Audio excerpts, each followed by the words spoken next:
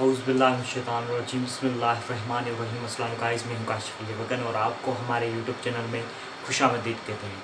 So today we discuss about hypothesis. आज हम discuss करेंगे हाइपोथेसिस को, जो कि एक स्टेप है बायोलॉजिकल मेथड का। इससे पहली वाली वीडियो में हमने ऑब्जर्वेशन को डिस्कस किया था। सबसे पहले तो हाइपोथेसिस की डेफिनेशन को देख लेते हैं कि हाइपोथेसिस है क्या। इसकी डेफिनेशन है the tentative explanation of observation is called hypothesis. अब टेंटेटिव उसको कहते हैं कि ख्याली, मतलब कि जो आपने ऑब्जर्वेशन में जो डेटा आपको मिली है उसमें सामने उसको मद्देनज़र रखते हुए आप कोई भी एक्सप्लेनेशन बनाएं ख्याली तौर पर, उसे क्या कहते हैं, हम ऑब्जर्वेशन कहते हैं।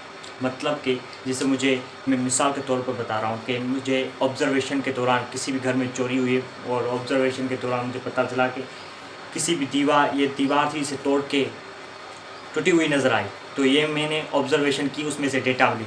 मैं अब इसकी हाइपोथेसिस कैसे बनाऊँगा? मैं ये ख्याल ही सोचूंगा कि चोर यहाँ से आए होंगे दीवार तोड़कर और चोरी करके गए हैं। ये क्या हो गई? हाइपोथेसिस हो गई। अब बात यह है कि गुड जो हाइपोथेसिस है हम कैसे बना सकते हैं। तो कैरेक्टरिस्टिक्स ऑफ गुड हाइपोथेसिस, मतलब कि ये कुछ पॉइंट हैं जो किसी भी हाइपोथेसिस में होंगी तो वो अच्छी हाइपोथेसिस कहलाएगी। ज़रूरी नहीं है कि हाइपोथेसिस आपकी सही हो, 100% ज़रूरी नहीं, गलत भी हो सकती है और सही भी हो सकती है। तो पहला तो टेंटेटिव आइडिया, मतलब कि आपको ख्याल या कोई भी आइडिया ऑब्जर्वेशन को देख के करना होगा। उसके बाद है एग्री विथ अवेलेबल ऑब्जर्वेशन, मतलब कि आपके पास जो डेटा मिली है ऑब्जर्वेशन, उसके मुताबिक ही आपकी हाइपोथेसिस होनी चाहिए। ऐसा नहीं है कि उसमें ऑब्जर्वेशन में कहा जा रहा है भाई दीवार टूटी हुई थी और आप हाइपोथेसिस निकाल रहे हो भाई ये दीवार टूटी नहीं, इधर से चोर नहीं आया, दीवार से ऐसे आके गायब हो गया। तो ये देखें, कोई भी मतलब कि ऑब्जर्वेशन एक बात कह रही है और आपकी हाइपोथेसिस अलग हो, तो ऐसा बिल्कुल भी होना नहीं चाहिए। और तीसरी पॉइंट कौन सी है? सिंपल, मतलब कि आपकी जो हाइपोथेसिस हो वो बिल्कुल सिंपल हो, मतलब कि आम आदमी को भी अगर आप उसको बताएं तो उसको समझ में आ जाए। और इसके अलावा जो दूसरी पॉइंट है वो है टेस्टेबल, मतलब कि आपकी जो भी हाइपोथेसिस हो उसको हम टेस्ट कर सकें, मतलब कि वो हो सके।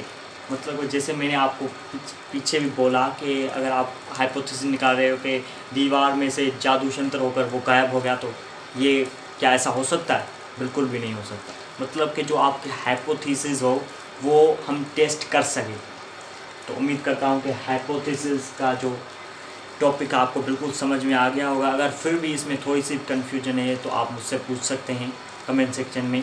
तो आप अगली वीडियो तक अपना ख्याल रखिएगा और हमारे यूट्यूब चैनल को सब्सक्राइब कीजिएगा।